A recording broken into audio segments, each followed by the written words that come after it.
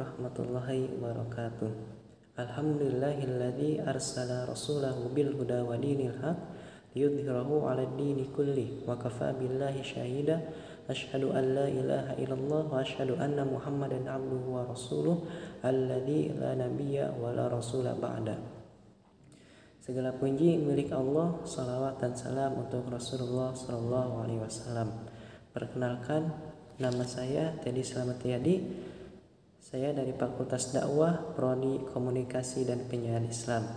Di sini saya akan sedikit membahas tentang hikmah-hikmah turunnya Al-Quran secara berangsur-angsur. Apa sih hikmah dari turunnya Al-Quran secara berangsur-angsur?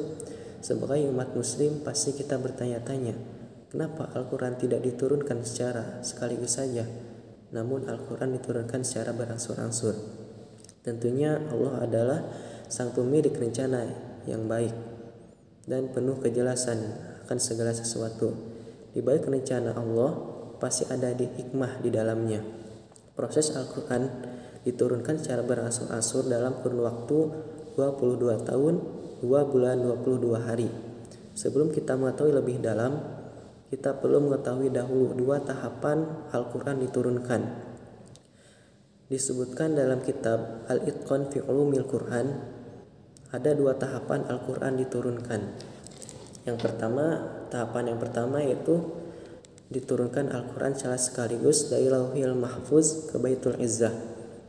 Dan tahapan yang kedua dari langit dunia kepada Rasulullah SAW secara berangsur-angsur, sebagaimana dalam firman Allah disebutkan dalam Quran Al-Isra ayat 106 yang artinya, dan Al-Quran kami turunkan berangsur-angsur agar engkau Muhammad membacakannya kepada manusia perlahan-lahan, dan kami menurunkannya secara bertahap.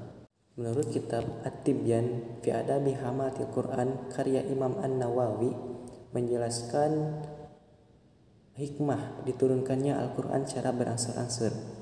Yang pertama, menguatkan atau meneguhkan hati Rasulullah SAW dalam menyampaikan dakwah.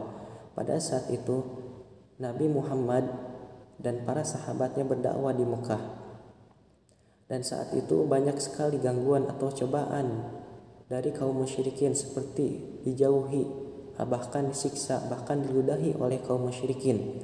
Sebagaimana firman Allah dijelaskan dalam surat Al-Furqan yang artinya, dan orang-orang kafir berkata, mengapa Al-Quran itu tidak diturunkan kepadanya sekaligus? Demikianlah agar kami memperteguhkan hati Muhammad dengannya, dan kami membacakannya secara tartil, berangsur-angsur atau perlahan dan benar. Dan yang kedua yaitu menantang orang-orang kafir yang mendustakan agama. Pada dasarnya tujuan kaum musyrikin yang ingin sekali melemahkan Nabi Muhammad SAW dalam berdakwah, sehingga memberikan pertanyaan yang tidak masuk akal, yaitu seperti pertanyaan tentang hari kiamat, dengan tujuan melemahkan Nabi Muhammad SAW dalam berdakwah. Maka turunnya wahyu secara berangsur-angsur bila juga menantang mereka untuk membuat sesuatu yang serupa dengan Al-Quran. Kemudian apabila mereka tidak mampu memenuhi tantangan itu, maka hal itu sekaligus salah satu mukjizat Al-Quran yang datang dari Allah Subhanahu wa Ta'ala. Dan yang ketiga, menyesuaikan dengan peristiwa-peristiwa dalam penetapan hukum. Al-Quran turun mengikuti kejadian dan melakukan pentahapan dalam penetapan akidah yang benar, hukum-hukum syariat, dan akhlak yang mulia. Misalnya dalam menentukan keharaman khamar, ia tidak diharamkan secara mutlak, namun melalui pentahapan. Pertama, Al-Quran menyebutkan madaratnya lebih besar atau dampak negatifnya lebih besar daripada manfaatnya. Di dalam Al-Quran disebutkan dalam surat Al-Baqarah ayat 219 yang artinya, mereka menanyakan kepadamu Muhammad tentang khamar dan judi. Katakanlah, pada keduanya terdapat dosa besar dan beberapa manfaat bagi manusia, tetapi dosanya lebih besar daripada manfaatnya. Dan mereka menanyakan kepadamu tentang apa yang harus mereka infakkan.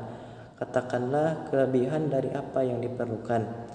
Dan demikianlah Al-Quran menerangkan ayat-ayatnya kepadamu agar kamu memikirkannya. Yang kedua, Al-Quran melarang yang mabuk karena khamar dalam sholat. Dalam Al-Quran dijelaskan dalam surat An-Nisa ayat 43 yang artinya, wahai orang-orang yang beriman, janganlah kamu mendekati sholat ketika kamu dalam keadaan mabuk sampai kamu sadar. Dan yang ketiga, baru diharamkan khamar secara tegas.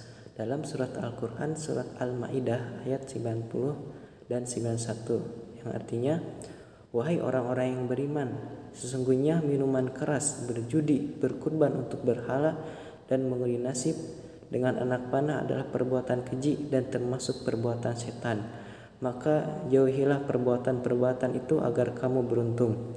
Dengan minuman keras dan judi itu, setan hanyalah bermaksud menimbulkan permusuhan dan kebencian di antara kamu, dan menghalang-halangi kamu dari mengingat Allah dan melaksanakan sholat. Maka tidakkah kamu mau berhenti?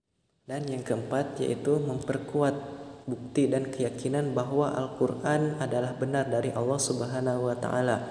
Walaupun Al-Quran turun secara berangsur-angsur dalam tempo 22 tahun, 2 bulan, 22 hari, dan dengan banyak sekali perselihan serta ujian dari kaum musyrikin atau kaum kafir, akan tetapi secara keseluruhan terdapat keserasian atau kesamaan di antara Al-Quran dan bagian yang lainnya. Yang kelima yaitu mempermudah dalam menghafal serta memahami Al-Quran.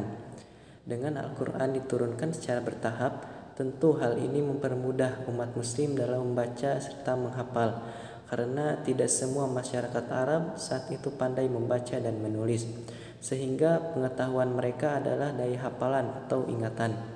Pada saat itu Nabi Muhammad SAW memberikan petunjuk kepada para sahabat untuk mempelajari dan menghafalkan Al-Quran, setiap ayat Al-Quran yang diturunkan, agar tidak ada yang dilewatkan. Sekian dari saya, kurang lebihnya mohon maaf.